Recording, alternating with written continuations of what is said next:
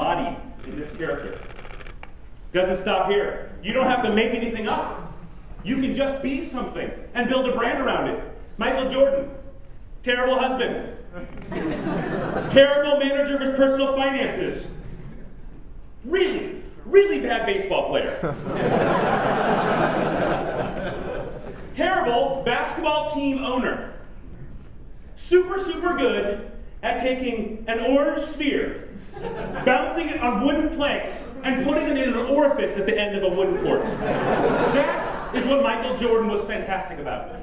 But Michael Jordan's story was not about his performance of putting an orange ball into a sphere. It was about being like him. Feeling like you could be like Mike, brothers. Remember those days? Remember when we waited in line for the Jordans? Because we wanted to be like Mike? Do you realize that people get in line and kill each other so they can have these shoes and then put them in the closet? I know it sounds insane, but what are they buying? It's not, they don't have to wear the shoes and perform in them. They just want to feel like they could be like Mike. And that's been enough. Go to Wilshire and Rodeo, some of the most expensive real estate in the world, and there's a Nike town. 25% of that real estate is allocated to Michael Jordan, someone who doesn't play basketball anymore, hasn't played in 9 years, yet we still not only want to be like Mike, we'll pay twice as much for his shoes. Isn't that astonishing? You all have this same problem, by the way. There is a brand in your life that you love so much that you're willing to be a rebel cause on its behalf. Half of the people in this room are disgusted by Marilyn Manson. And I love you people, because he wants you to hate him.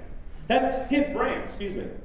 His brand is screw 99.9% of the planet, because 0.1% need an Antichrist superstar. Yeah? And let me tell you, I'm a fairly gentle person. I have dressed as Marilyn Manson for Halloween twice. Boots, makeup, hat, everything.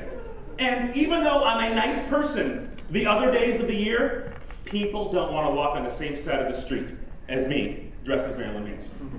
Now, maybe my hygiene, but it doesn't matter. What matters most here is that he has created a fictitious identity. His name is Brian Warner. He loves his parents. They still go to his shows all the time.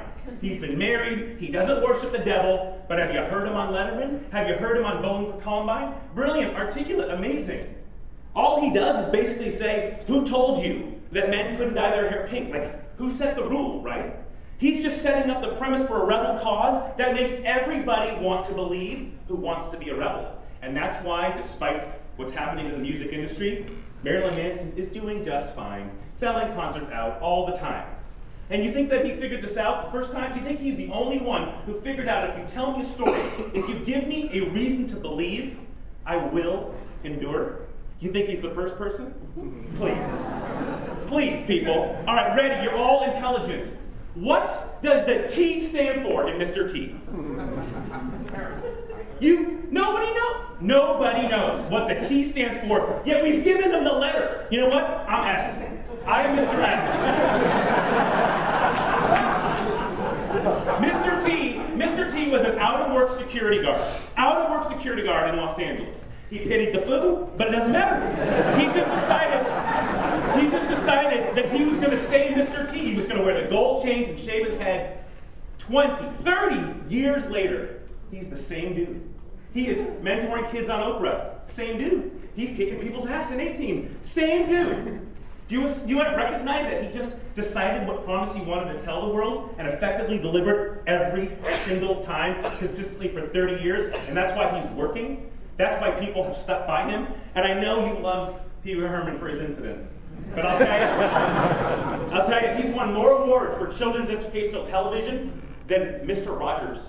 That's how effective his brand promise was. That's how much people wanted to believe. In fact, we in this room wanted to believe so badly that when he decided he was going to put on a road show, Pee Wee Herman's Playhouse Live, we all bought tickets. In fact, they're sold out. They were sold out the minute they were open to the public. Pee Wee Herman's live show today. Hey, he's getting old. It doesn't matter. We still want to access the brand. We still want it as a part of who we are. And this is what great brand strategy is about, my friends. This is about creating advocates who do not want to argue with your story. How many of you have an Apple product in your life? And you're going to tell me, yes, please raise your hand. I know. Oh. Do you know why there is a bite out of the apple?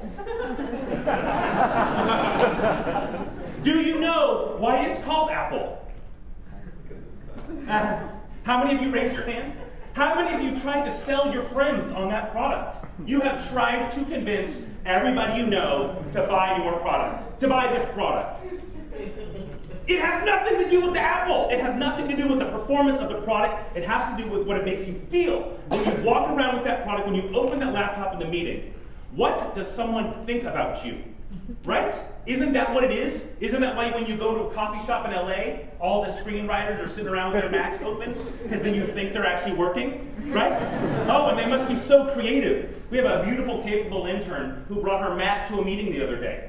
Okay? I've been working my ass off for a really long time. I show up in a suit, you know, I do my shtick. We show up at this meeting and she's just over here like taking notes. She opens up her laptop. I'm getting ready to start the meeting. The CEOs of the Fortune 100 turn to her and say, "Oh, you must be the creative one." What?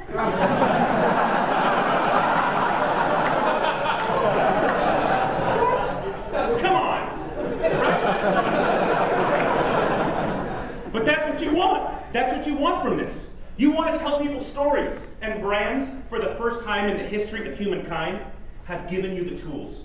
You go to graduate school, why? So you can put it on your resume so that I'll listen to you. You work at great companies, so when you go home for holiday break, you get to tell people, guess where I work? And you want that brand to have equity, right? This is what you owe yourself. This is what you have to stop and think about. What do you want people to remember about you? What story do you want them to tell about your organization that far outpaces price, product, service, all the commodities? What do you want me to know about you? It's a pretty easy conversation to be had because an army of people love to love brands. Each one of you will defend a purchase you've made by referencing the brand alone. You might think that these people are insane. You got a tattoo too, sister, all right? You have some brand tattooed in your heart and mind. You will fight for it. You will buy it irrationally.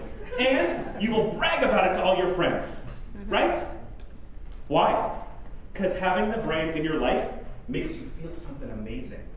Your job as entrepreneurs is to give me something to feel amazing about. Give me a reason to believe, and I will pay attention. I will mark my body with the promise. So that every single time I meet somebody, every single time someone asks me what phone I use, I will actually smile at the opportunity to answer their question. Isn't that ridiculous? Isn't that amazing? That Reza just got the new iPhone, right? I don't have an Apple iPhone, but what did I do when I got it? I busted out my HTC Incredible Android phone, super dorky, and I took a picture of it and I posted it to Facebook. I was like, aren't you jealous that I'm holding the new iPhone? Right? Like, that's supposed to tell people a story about me, like, oh, he must be so well connected that he had one of the first. Right? I totally lied about it, right? I was just holding it, didn't acknowledge it was mine. But I'll tell you the impact. I tell you, the impact is going to be astonishing because my clients follow me on Facebook and they like to know that I exclusively work with innovators. So I want to close with a quick discussion. I want you to remember that I started this conversation with nobody ever bought anything because a logo was pretty. So stop worrying about your logo. Stop worrying about the name of your organization. Just remember this, okay?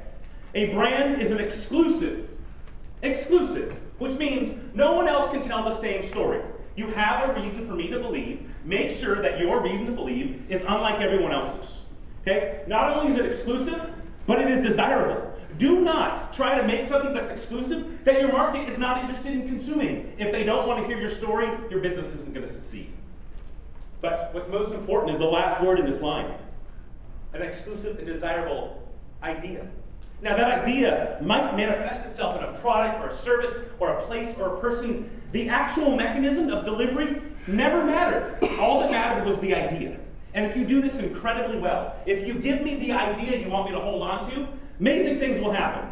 What great brands do in the end is they first change perception. They change the way that you as a consumer perceive the market. Let's talk about Starbucks. 15 years ago, when you and I wanted to chat, we went to a coffee shop. We paid 25 cents, and we got free refills. 25 cents. The mug was dirty, the coffee was crap, didn't matter. That is where we consume coffee. And Starbucks says, well, there is a way to make gourmet coffee, and the nature of gourmet coffee is you consume it in this place where you can possibly kick it with friends and negotiate deals, etc. Well, rather than just sell coffee, we're going to create a third place. Not your home, not your office, but a third place. Not only do they create the third place, walk into a Starbucks. What percentage of the actual environment is retail? What, 10? 10% maximum? Have you ever seen a business plan that says, we're going to build something awesome and only 10% of it is going to be to sell our stuff? That would be idiotic to you.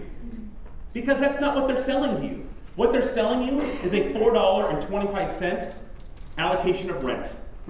You are paying rent when you are there. That is why you're willing to pay incredible amounts of money for a product that cost them 8 cents to produce. Starbucks not only changed your perception of what a cup of coffee was, you absolutely prefer it, even though, one, it tastes like crap, and two, they've never won a taste test. That doesn't astonish you? That Starbucks doesn't win taste tests? It's not about the taste of the coffee. It never was about the taste of the coffee. You will get in a car in Los Angeles, drive, I don't know, a block, and it takes 40 minutes. You're going to pull into a parking lot where someone is totally going to ding your doors, right? You get in a line behind people on their iPhones, right? You stand in that line.